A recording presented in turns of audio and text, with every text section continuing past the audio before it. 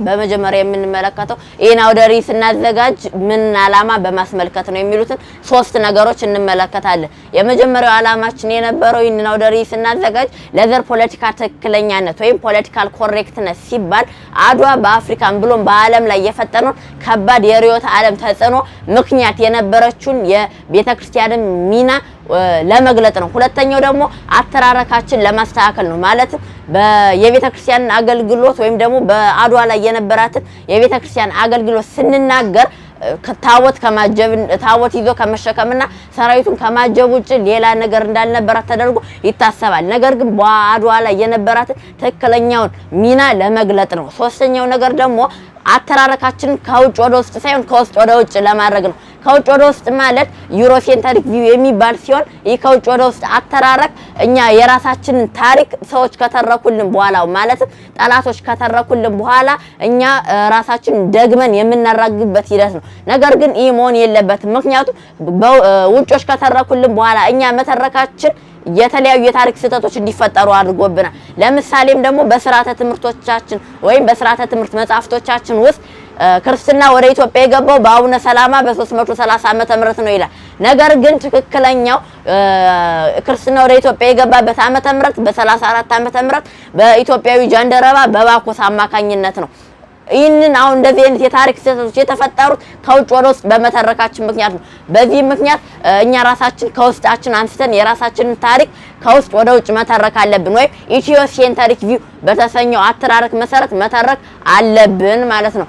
ወደ ቅድመ አድዋ ክፍል ስንገባ በዚህ በቅድመ አድዋ በተሰኘው ክፍል የምንመለከተው ኢትዮጵያ ከ1888 ወይም ከጦርነቱ በፊት ምን አይነት ቁመና ላይ ነበረች፣ ጣሊያንስ በተመሳሳይ ምን አይነት ቁመና ላይ ነበረች፣ ኢትዮጵያና ጣሊያን ምን አይነት ርዕዮተ ዓለም ይከተሉ ነበረ፣ ለጦርነቱ መነሻ ምክንያቶች ምንድን ነበሩ፣ እንዲሁም ደግሞ ጦርነቱ የመሬት ወረራ ብቻ ነው ወይስ ከጦርነቱ በፊት ወይም ደግሞ ከጦርነቱ በስተጀርባ ሌላ አካል ነበረው ወይ የሚለውን ነገር እንመለከታለን። በመጀመሪያ ኢትዮጵያ ምን ነበራት የሚለውን ደግሞ እንመለከታለን። ኢትዮጵያ ከ1888 ዓመተ ምህረት በፊት እንደሌላው የዓለም ሀገራት ሁሉ አንድ ሀገር ለመባል ሊያሟላቸው የሚገቡ አራቱ መስፈርቶች ያሟላች ሀገር ናት። እነዚህ አራቱ መስፈርቶች ደግሞ የመጀመሪያው ሕዝብ ነው፣ ሁለተኛው ድንበር ነው፣ ሶስተኛው መንግስት ነው፣ አራተኛው ደግሞ ሉዓላዊነት ወይም ነጻነት ነው።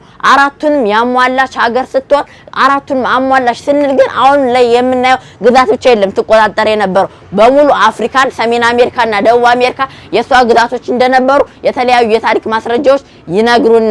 ለዚህም ደግሞ አንዱ ማረጋገጫችን የአትላንቲክ ውቅያኖስ ከ20ኛው መቶ ክፍለ ዘመን መጀመሪያ ድረስ የኢትዮጵያ ውቅያኖስ ተብሎ መጠራቱ የድሮ ካርታዎች ያሳዩናል። ከዚህም በተጨማሪ ከሰሜን አሜሪካ እስከ ህንድ የሚዘረጋ ረጅም የንግድ መስመር እንደነበራትም ታሪክ ያስረዳናል ማለት ነው። ርዕዮተ ዓለሟን በምንመለከትበት ጊዜ ከንጉሱ አንስቶ እስከ ተራው ህዝብ ድረስ የሚመሩት በኦርቶዶክሳዊ ህግ፣ በኦርቶዶክሳዊ ደንብ፣ በኦርቶዶክሳዊ መመሪያ፣ በኦርቶዶክሳዊ ስርዓት ነው የነበረው። ይህም ሀገሪቱን በኦርቶዶክሳዊ ርዕዮተ ዓለም የተቃኘች እንድትሆን አድርጓታል ማለት ነው። ለዚህም ነው አድዋ ማለት የመሬት ወረራ ጉዳይ ብቻ ሳይሆን የተቀደሰ ሀገረ መንግስት ስርዓትን ለመከላከል ወይም ደግሞ ለማፍረስ የተደረገ ጦርነት ነው የምንለው ማለት ነው። የኢትዮጵያን ታታይና ላላይ ውቅር ለመረዳት ከሰባት ከፍለን ማየት እንችላለን። የመጀመሪያው የተቀደሰ ዘውዳዊ ስርዓተ መንግስት የምንለው ነው። በመጀመሪያ ዘውድ ማለት ምን ማለት ነው የሚለውን ስንመለከተው ዘውድ ማለት እንደ ኢትዮጵያውያን አረዳድ የእግዚአብሔር መንግስት እንደራሴ ሲሆን ዘውዳዊነት ማለት ደግሞ መንፈሳዊና መለኮታዊ መሰረት ያለው ቅዱስ ስርዓት ማለት ነው። ነገር ግን ውጮች ወይም አውሮፓውያን ዘውድን ሲተረጉሙ የፖለቲካ ስልጣን የበላይነት ወይም ደግሞ የፖለቲካ ስልጣን በበላይነት መቆጣጠር ዘውድ ብለው ይተረጉሙታል። ትክክለኛው የኢትዮጵያውያን ወይም ደግሞ የኦርቶዶክሳውያን አረዳድ ግን የእግዚአብሔር መንግስት እንደራሴና መንፈሳዊና መለኮታዊ ስርዓት መሰረት ያለው ቅዱስ ስርዓት አድርገው ይቆጥሩት እንደነበረ የታሪክ ማስረጃዎች ያሳዩናል ማለት ነው። በዚህም ምክንያት ንጉሱ ወይም አንድ ንጉስ በሚሾምበት ጊዜ ራሱን የሚመለከተው እንደ እግዚአብሔር አገልጋይ፣ እንደ እረኛ መጋቢ፣ የመለኮታዊ ቃል ኪዳን ጠባቂና ፍትህ አስጠባቂ አድርጎ ሲሆን ህዝቡ ደግሞ በተመሳሳይ ንጉሱ መንፈሳዊ እረኛ አድርጎ የሚቆጥርበት ሂደት ነው የነበረው ማለት ነው። ከዚህ በመቀጠል ዘውዳዊው ህገ መንግስት ፍትህና ወንጀለኛ አያያዝ የሚለውን ክፍል ስንመለከት እንግዲህ በሀገሪቱ ውስጥ ፍትህና ወንጀለኛ አያያዝ እንዴት ነበር የሚለው እንመለከታለን። እስከ 15ኛው መቶ ክፍለ ዘመን ድረስ ክብረ ነገስት እንደ ዋና የወንጀለኛ መግጫ ወይም ደግሞ ፍትሐብሔር ይጠቀሙበት ነበር። ከዚህ በተጨማሪ ደግሞ በቅዱሳት መጻሕፍት የተገለጡ እውነታዎችን ወይም ደግሞ መገለጦችን ወይም ሪቪሌሽንስ የምንላቸው እንደ ታሪክ ማስረጃነት ወይም ደግሞ እንደ ህግ መግጫነት ይጠቀሙባቸው ነበረ። ከ15ኛው መቶ ክፍለ ዘመን በኋላ ግን በአጼ ዘርዓ ያዕቆብ አማካኝነት ፍትሐ ነገስት የሚባል መጽሐፍ ተዘጋጅቶ ፍትሕ ሥጋዊና ፍትሕ መንፈሳዊ በመባል ለሁለት ተከፍሎ የሚያገለግል ህግ በአጼ ዘርዓ ያዕቆብ አማካኝነት ተሰርቷል ወይም ደግሞ ተጽፏል ማለት ነው። ይህ ህግ ደግሞ በኦሪት ዘዳግም ምዕራፍ 16 ቁጥር 20 ላይ እውነተኛውን ፍርድ ተከተል በሚለው ኃይለ ቃል መሰረትነት ላይ የተጻፈ ወይም ደግሞ በዚህ ኃይለ ቃል ላይ ደረሰ ወይም ደግሞ የተጻፈ የወንጀለኛ መቅጫ ህግ ነበረ ማለት ነው። ወንጀል ከምን አይነት ነው ወይም ደግሞ በኢትዮጵያውያን አረዳት ወንጀልን ከምን አንፃር ይመለከታል የሚሉን ስንመለከት ወንጀል ሁለት አይነት ነው የነበረው። ሀገሪቱ ትመራበት የነበረውን የሀገረ መንግስት ስርዓተ ማህበር ህግ መጣስና መንፈሳዊ ወይም ግብረ ገባዊ እሴቶችን መጣስ በሚል በሁለት ይመለከቱታል። ወይም ደግሞ ባጭሩ ዓለማዊና መንፈሳዊ ህጎች መጣስ በሚል ለሁለት ከፍለው ይመለከቱታል። በዚህም ወንጀለኛው የሚቀጣበት ህግ የበደሉትን ክሶ የወሰዱትን መልሶ ቅጣቱ በፍቅር እንዲቀበለው የሚያደርግና ቅጣቱን ከጨረሰ በኋላ ወደ ወንጀሉ እንዲመለስ የሚያደርገው ሳይሆን ከወንጀሉ ወጥቶ ወደ ሃይማኖቱ ተመልሶ በሃይማኖቱ እንዲጸና የሚያደርገው ቅጣት ነው የነበረው ማለት ነው። ወይም ደግሞ እስከ መንግስተ ሰማያት እንዲገባ የሚከታተለው ህግ ነው የነበረው ማለት ነው። ሌላኛው የምንመለከተው የኢኮኖሚ መዋቅሯ ምን ይመስል ነበር የሚለውን ስንመለከት ኢትዮጵያ ለአያሌ ዘመናት በስልጣኔ ማማ ላይ ተቀምጣ ስትኖር በዋነኝነት ሶስት መሰረታዊ እሴቶች ነበሯል። እነዚህ ምንድናቸው? አራሽነት፣ ቀዳሽነት፣ ተኳሽነት ናቸው። ከሶስቱ አንዱን አንድ ኢትዮጵያዊ የመቻል ግዴታ አለበት። ወይ ግብርና መቻል አለበት፣ ወይ እግዚአብሔርን የሚያገለግልበትን ቅዳሴ መቻል አለበት፣ ወይ ደግሞ ሀገሩን የሚጠብቅበትን የውትድርና ሙያ መቻል አለበት። ምንም ያክል በንግድ ወይም ደግሞ በማዕድናትና በመሳሰሉ በሌሎች ሙያዎች ቢሰማራ ከሶስቱ አንዱን የመቻል ግዴታ አለበት ማለት ነው። ከሶስቱ ስራዎች ውስጥ አንዱ ግብርና በአራሽነት በኩል መጠቀሱ የሚገልጽልን ለሀገሪቱ የኢኮኖሚ መሰረት እንደነበረ ነው ማለት ነው። የመሬት ስርዓቱን ስንመለከተው መሬት በወቅቱ ሁለት አይነት ነበረ፣ ርስትና ጉልት ይባላል። ርስት ማለት በዘር የሚወራረስ ወይም ደግሞ ከቤተሰብ የሚወረስ መሬት ሲሆን ጉልት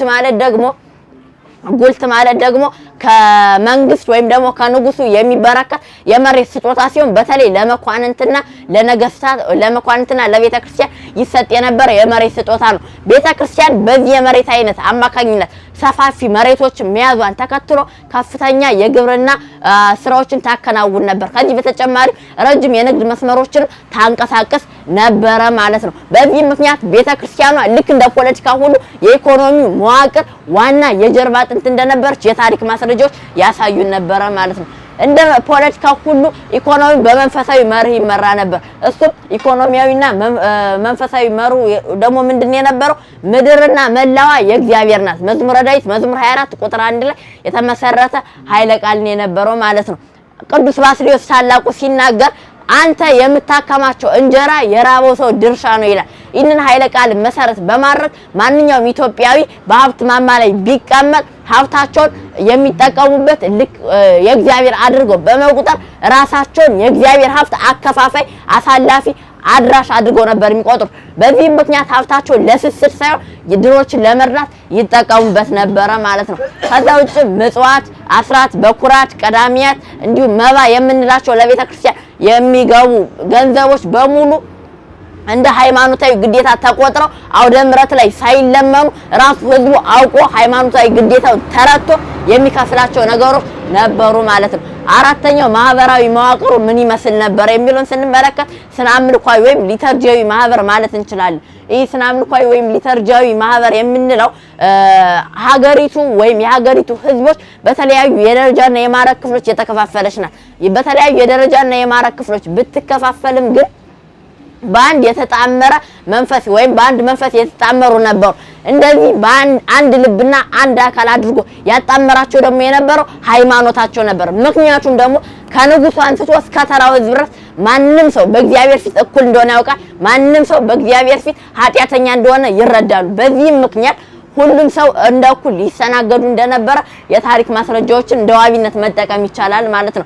ከዛ ውጭ ማዕረጎቹ የሚሰጡበት ሂደት ደግሞ ህዝቡ በሙሉ ከተረዳቸው በኋላ ነው። ማለት ለምሳሌ አንድ ዲያቆን ድቁና የሚቀበለው ህዝቡ በሙሉ ተሰብስቦ ድቁና ይቀበል ጥሩ አገልጋይ ነው በሚል አምኖበት ነው። ከዛ ውጭ አንድ የአካባቢ ገዥ ደጃዝማች ተብሎ ሲሾም በተመሳሳይ እኛን ከጠላት ይጠብቀናል በሚል ህዝቡ በሙሉ ተሰብስቦ አምኖበት መርጦት ቤተክርስቲያን ቀብታ እግዚአብሔር ሹሞት የሚነክሱበት ወይም ደግሞ ስልጣኑን የሚቀበሉበት ሂደት ነው የነበረው ማለት ነው። ከዛ ውጭ ማዕረጎቹን ስንመለከታቸው በሙያ ደረጃ ከላይ ንጉሱ አለ፣ አንደኛ፣ ሁለተኛ መኳንንቱ ይቀጥላሉ፣ ሶስተኛ ካህናቱ፣ አራት ወታደሮች፣ ከዛ ገበሬዎች፣ ሙያተኞች፣ ከሙያተኞች በመቀጠል ደግሞ በሌሎች የሙያ ስራዎች ላይ የተሰማሩ ህዝቦች ተራተራውን ያዙ የሚቀጥሉ ይሆናል ማለት ነው። ከዚህ በተጨማሪ በቤተክርስቲያናችን ከድቁና እስከ ፕትርክና ያለው በኪነ ጥበብ ዘርፉ ደግሞ ሊቀ መኳስ የተሰኘው ማዕረግ ይህንን ከሚገልጹ ነገሮች ውስጥ አንዱ ነው ማለት ነው። እንግዲህ መዋቅሮቿን ከተመለከትን የመንግስቱና የህዝብ ግንኙነት ምን ይመስል ነበር የሚለውን ስንመለከት መንግስቱና ህዝቡ የተሳሰሩት ህዝቡ ከመረጠው በኋላ በወረቀት በሚፈረም የ5 ዓመት የ6 ዓመት ውል ወይም ኮንትራክት ሳይሆን መለኮታዊ ቃል ኪዳን ባለው ሁኔታ ማንም በማያወርደው ሁኔታ በእግዚአብሔር ጣልቃ ገብነት የሚፈጸም ስርዓት ነው የነበረ። ይህ ህዝቡና መንግስቱ በመለኮታዊ ቃል ኪዳን መተሳሰራቸው ንጉሱ ራሱን እንደ ኦርቶዶክሳዊ ወሰን ተከላካይ ፍትህ አስጠባቂ ህዝቡ ደግሞ በተመሳሳይ ታማኝ እንዲሁም ደግሞ ለንጉሱ መንፈሳዊ እረኛ አድርገው እንዲቆጥሩት አድርጓል ማለት ነው። ሌላኛው የምንመለከተው የነጻነት ኦርቶዶክሳዊ ብያኔ ነው። ነጻነት ለኢትዮጵያውያን ምን ማለት ነው የሚለውን ስንመለከት ነጻነት የሚለው ቃል እንደ ኢትዮጵያውያን አረዳድ ከሆነ ነጻነት ማለት እውነተኛውን እምነት መጠበቅ፣ ከብልሹ አሰራሮች ውጭ መሆን፣ የእግዚአብሔርን ሕግ መጠበቅ፣ ለእግዚአብሔር ሕግ መገዛት፣ ከፍቶታት እኩያት መላቀቅና መሰረቱን በእውነት ላይ ማድረግ ማለት ነው። ለኢትዮጵያውያን ማለት ትክክለኛው ትርጉሙ ነጻነት ማለት ይሄ ብያኔ ነው። ነገር ግን ለውጮች ወይም ለአውሮፓውያን ነጻነትን ሲተረጉሙ ከምንም ነገር ነጻ መሆን፣ ማንም እንደማያዘው መሆን፣ ነውር የሚባል ነገር አለመኖር፣ የፈለግነውን ነገር ብናረግ ነውር ከሌለ ነጻ ነን ወይም ደግሞ ከፍተኛ ሊበራሊዝምን የሚያበረታታ ብያኔን የነበራቸው።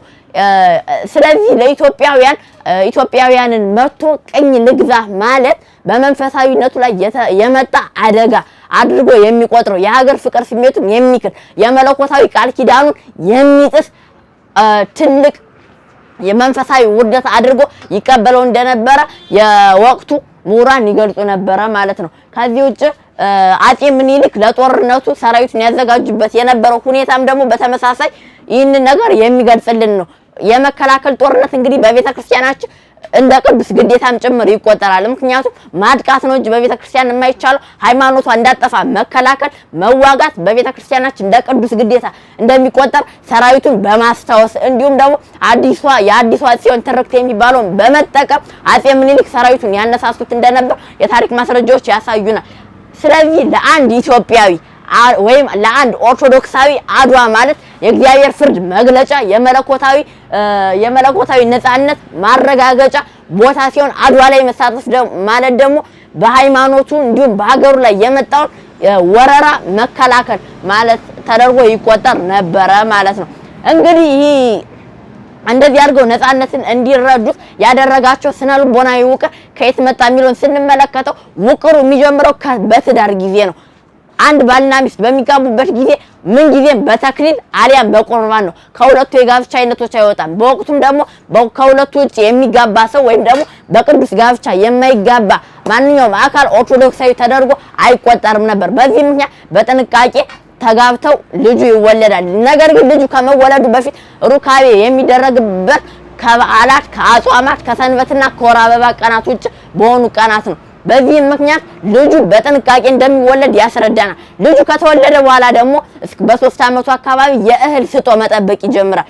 የእህል ስጦ መጠበቁ ልጁ ወደፊት ለሚጠብቀው ሀገር እንደ መነሻ ይሆንለታል። ከዛ በኋላ ከእህል ስጦ ደግሞ ሲያድግ እረኝነት ይጀምርና የቤተሰቦቹን ከብቶች፣ በጎች፣ ፍየሎች በመጠበቅ ደግሞ እንደገና የሀገር የመጠበቅ ችሎታው እያሳደገ ይሄዳል። በ7 ዓመቱ ለቤተ ክርስቲያን ትምህርት ይሰጣል። በወቅቱ ደግሞ ዓለማዊም ሆነ የሙያ ትምህርቶች በቤተ ክርስቲያን መሰጠታቸውን ተከትሎ የቤተ ክርስቲያን ትምህርቱን ሲያጠናቅቅ መንፈሳዊ ትምህርቱን፣ ዓለማዊ ትምህርቱና የሙያ ትምህርቱን አጠናቆ ይወጣል ማለት ነው። በተመሳሳይ ደግሞ ሶስቱን ነገሮች በሚያጠናቅቅበት ሰዓት የቅዱሳንን ሕይወት የሰማዕታትን ተጋድሎና መንፈሳዊ ታሪክ እየተማረ ጽናታቸውን እየተማረ ያድጋል ማለት ነው። ከዛ ውጭ አእምሮን ደግሞ በሰለሞንና በሲራክ መጽሐፍ በፍልስፍና እያዳበረ በምርምር እየቃኘ አእምሮን እየቀረጸ ያድጋል ማለት ነው። ከዚህ ካደገ በኋላ ቤተሰብ መምራት ይጀምራል።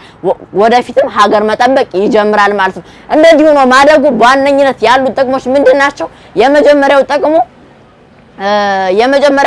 ከፍተኛ ትዕግስትን እየተለማመደ እንዲያድግ ያደርገዋል። ሁለተኛው ነገር ደግሞ ከልጅነቱ ጀምሮ መከራ እየተቀበለ ማደጉ ወደፊት ለሚቀበለው መከራ እንደ መለማመጃ ወይም ደግሞ እንደ ቀላል እንዲቆጠርለት ያደርገዋል ማለት ነው። እንግዲህ በኢትዮጵያ ላይ የምንመለከተው ነገር ይህንን ይመስል ነበር። በመቀጠል ደግሞ ጣሊያን እንመለከታለን። ወደ ጣሊያን ስንገባ ጣሊያን ከ1888 በፊት የምትታወቅበት ስሟ ሮም ወይም ቫቲካን በሚለው ስሟ ነው።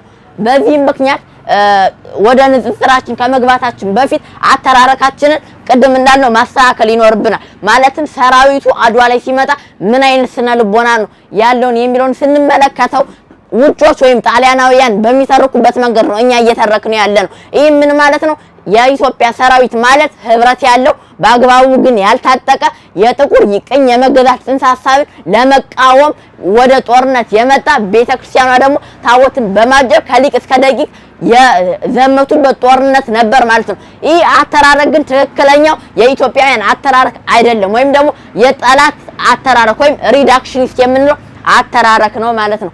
ትክክለኛው አተራረክ ሰራዊቱ ምን ጥሎ እንደመጣ መረዳት ያስፈልጋል። ምክንያቱም የኢትዮጵያ ሰራዊት ሲመጣ ስንቁም ባህያ አመሉን በጉያ ይዞ በቆላና በደጋ ከዘራው አዝመራ ውጭ የረባ ጦርና ጎራዴ ያልነበረው በባዶ እግሩ ብዙ ሺህ ኪሎ ሜትሮችን አቋርጦ የመጣ ከወደቀ ወንድሙ መሳሪያ አንስቶ የሱ የሞት ተራ እስኪደርስ ድረስ ነፍሱን ሊሰዋ ለሀገሩ የመጣ ቢሞት አሳዳጊ የሌላቸው 6-10 ልጆቹን እና ሚስቱን ሜዳ ላይ ትቶ የመጣ እንዲሁም ከመንግስት ምንም አይነት ድጎማ፣ ደሞዝ፣ ስንቅ የሌለው ራስ ስንቅን ይዘና የተባለ ለሀገሩ ድንቅ መስዋዕትነት ሊከፍል የመጣ ሰራዊት እንደነበረ መረዳት ያስፈልጋል ማለት ነው።